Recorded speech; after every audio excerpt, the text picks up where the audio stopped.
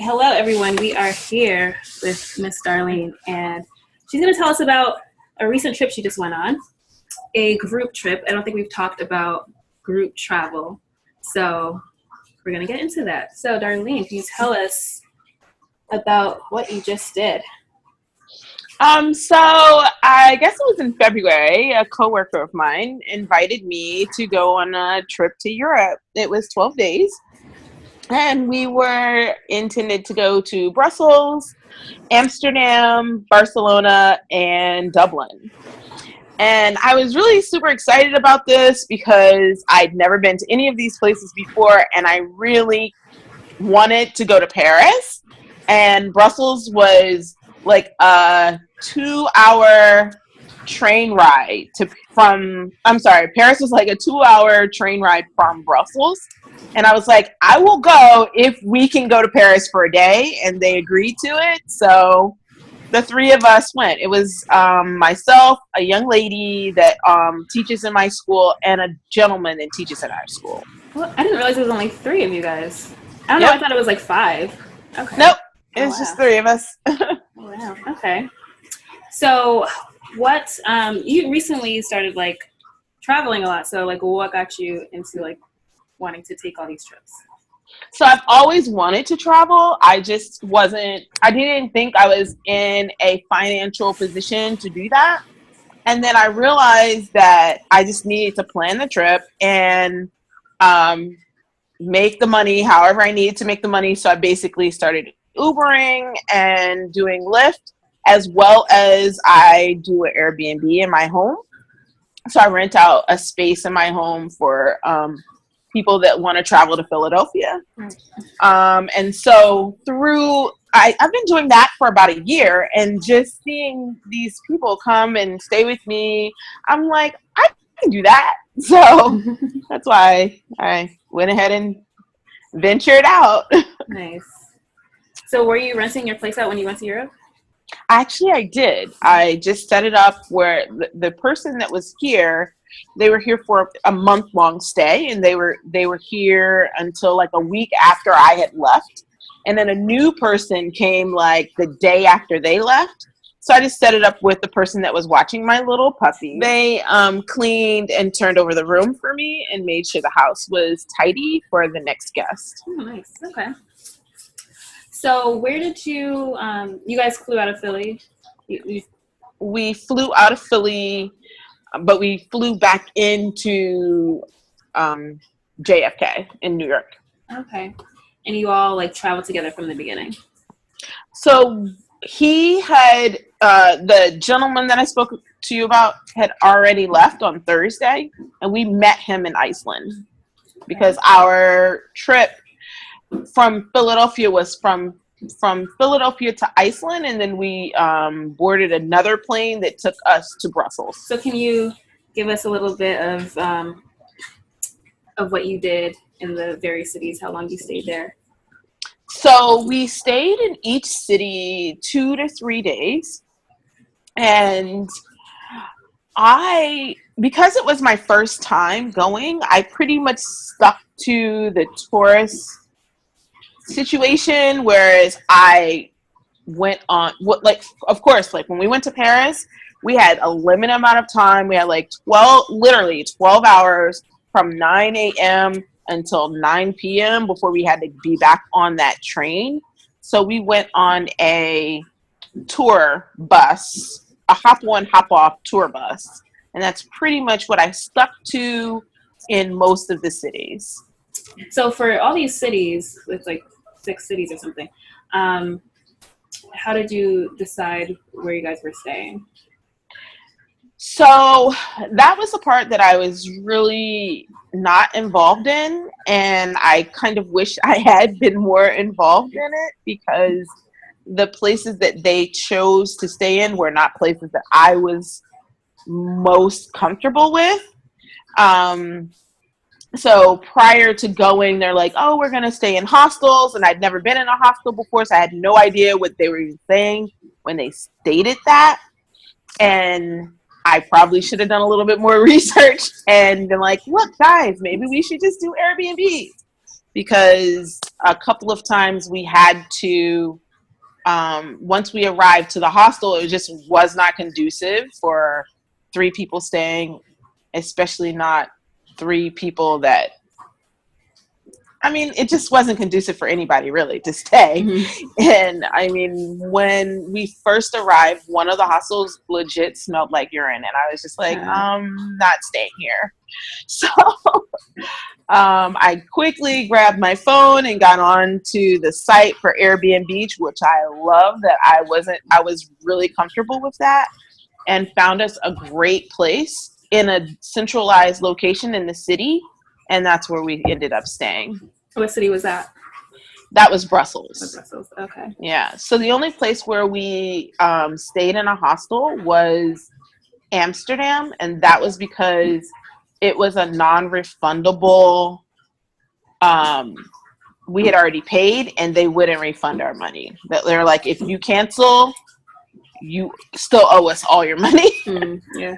So we just sucked it up in Amsterdam. But we couldn't find an Airbnb that was in a centralized location for Amsterdam anyway. And that was because it was Gay Pride Week and all of the places had been taken. Sure.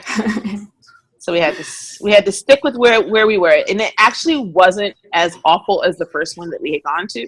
So it was for 3 days, for 2, what it was like 3 nights, I think it was, and 4 days we were there. It was fine. So what would you say were the highlights of each city you went to? So of course, I told you the story of when I went to Paris and how when I first laid eyes on Eiffel Tower, I ended up boohoo crying. I was like, why am I so emotional about this? It was amazing to see. I mean, I've seen it 1,000 times in movies, but just to lay my own eyes on it, it was fascinating to me. And then we went to the Grand Plaza in Brussels, which is an immaculate castle. I think it's a castle. I might be lying. But it's like laced with gold all over it. Like everywhere, like if you see my pictures, everywhere where it's like sparkle, you think it's light. And it is, there are a lot of lights, but it's just solid gold all over this place. It was so fascinating to see. And then in Barcelona, my favorite part about Barcelona were just the landscape. The landscape of that city is just so beautiful and so magnificent with, and then of course where the bus took us was I went on a 2-day tour with it, so I got to see the entire city. Nice. And the churches, like the Church of Notre Dame, and then there was a church in Barcelona, which I don't want to mention the name because I will torture the name. But it was the churches and the detail, the architecture is just so beautiful. And then in Dublin, just the history of that city, the fact that Temple Bar is like the oldest bar that was, in the world. It was just simply marvelous, all of it. Did you actually do any like clubbing or in any city? Didn't go to clubs. I did go to a lot of bars in the evening time, and then in Amsterdam there was a lot of dancing in the streets and everything from Gay Pride Week and stuff like that, so that was fun, but not really a whole lot of nightlife for me. Mostly just daytime touring, and then evening time we went to bars and drank.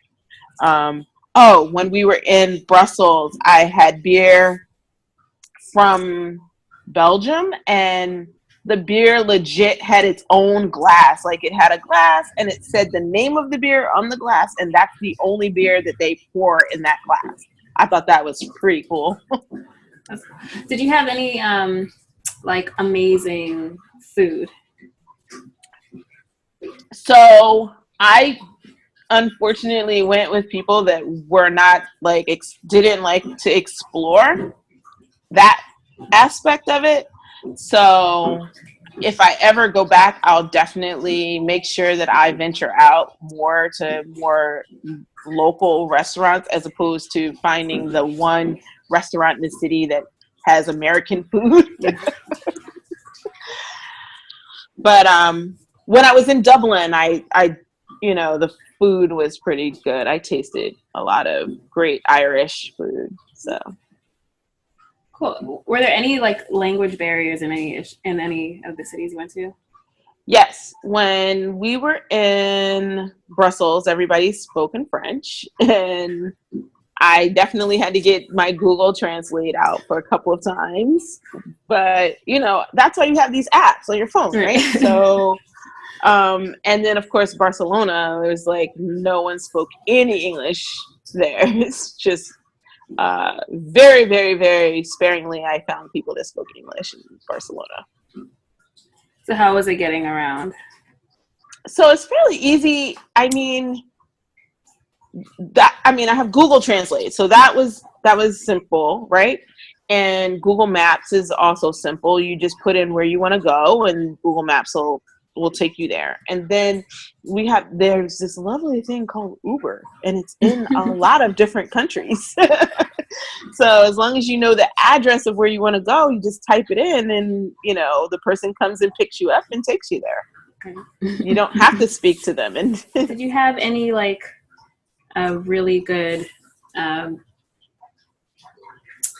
bonding moments with the people you were with, like because you were traveling together? Well, so if I'm really honest, like the guy that I went with, he and I were friends from before. He and I used to like do wine tastings together with another friend of mine I went to Mexico with earlier in the summer. And so he and I had a couple of moments where we were just like one night we were in a bar and they started singing "We Are Family," and we just started singing and recording it. And he like legit on the sign was on the part where it says "I got all my sisters with me." He's like, "I got one of my sisters with me," and pointed to me, and I was just like, "Oh my god!" Oh, that's nice. Yeah, it was definitely I guess a bonding moment that I probably would have never experienced had we not had that time together. What would you say was like your biggest takeaway of like your European vacation? So my big takeaway is make sure you know who you're traveling with. Make sure you're really comfortable with the people that you're traveling with and you know them well. And don't be afraid to venture out on your own if the people that you're traveling with aren't doing what you want, because this experience is literally 12 days.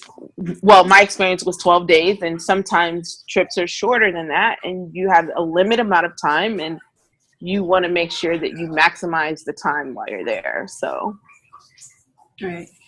Were there things that you didn't get to see that you wanted to see because you were with other people? Well, there were things that I wanted to do that we just didn't have time to do, or in the beginning, I didn't feel as comfortable venturing away from the group as I did towards the end of the trip. So there are things I wanted in Amsterdam to go on a sunset canal cruise.